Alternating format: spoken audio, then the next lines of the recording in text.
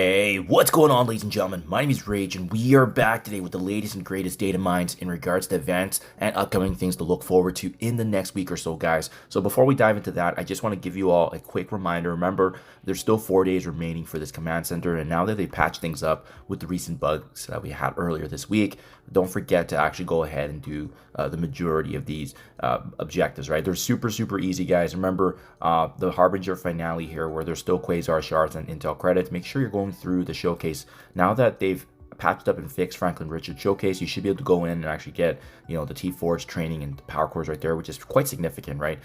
End of the day too, if you were able to actually play Arena, Blitz, War, or Crucible, Invisible Woman, Mr. Fantastic, Human Torch, The Thing, these are the normal OG ones. You're actually able to claim all this as well. King in Black, Blitz milestone event here for Red Stars on Null. Take advantage of that. We also have as well, just earning gold each day is going to actually give you points here, in addition to the collection of unstable cells, which you can see still a few more days to get to that point, to the 150,000, as well as if you do have Mr. Fantastic MCU. It looks like this was actually one of the things they couldn't patch up, is that if you utilize him with this unlock here, you actually still get the credits here at the 6 stars and 7 stars. So that's been amazing, because if you check the rewards here, we've been able to get almost everything, but obviously the big one here is the very last one there with the 25,000 extra intel credits, in addition to some gear tier 20 pieces. And don't forget, guys, remember there is the rally hood event here, where at the very end you need to raid every single day. So make sure you guys are not missing this. You shouldn't be if you're in a coordinated alliance. And there is a whopping 100 shards of the hood waiting at the very end there, which essentially will allow most folks to get that 4-star completely free to play.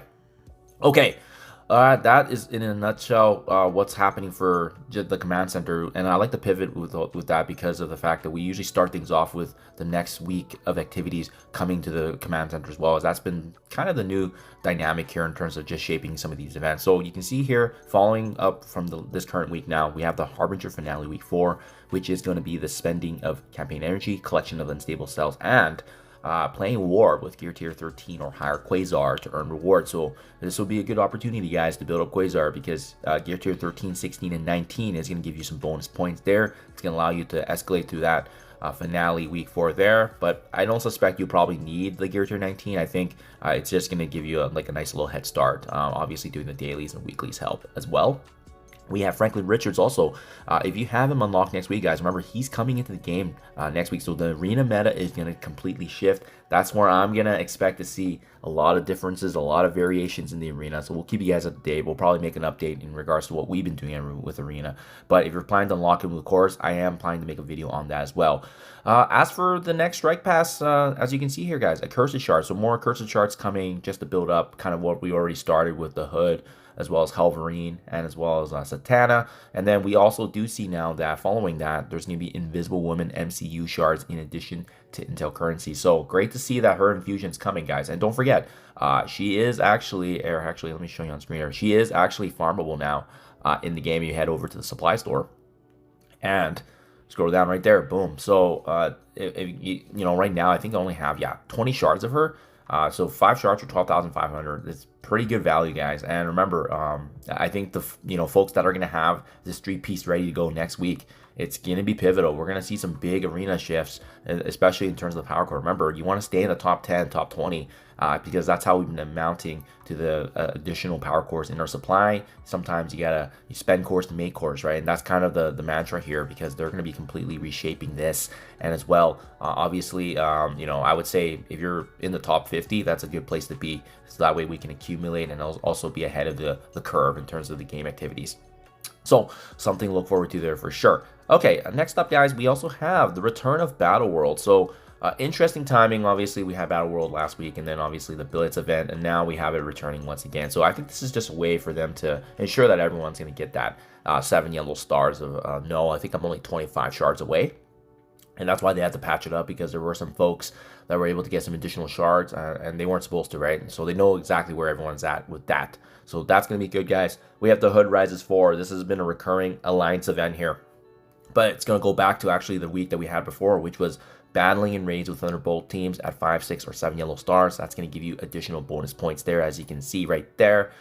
So yeah, very standard. I mean, we've been doing the ally supplied orbs pretty pretty consistent what we've seen already, and as well as obviously making sure that you're going to the Marvel Strike Force store and hitting those free claims to assist with your milestone. Now, this is exciting, guys. I did see in the offers, and now not certain yet if it's going to be next week or the following week, but it would kind of make sense if it's next week, especially near the tail end of next week. Where there's actually going to be a new Danger Room featuring Fantastic Four.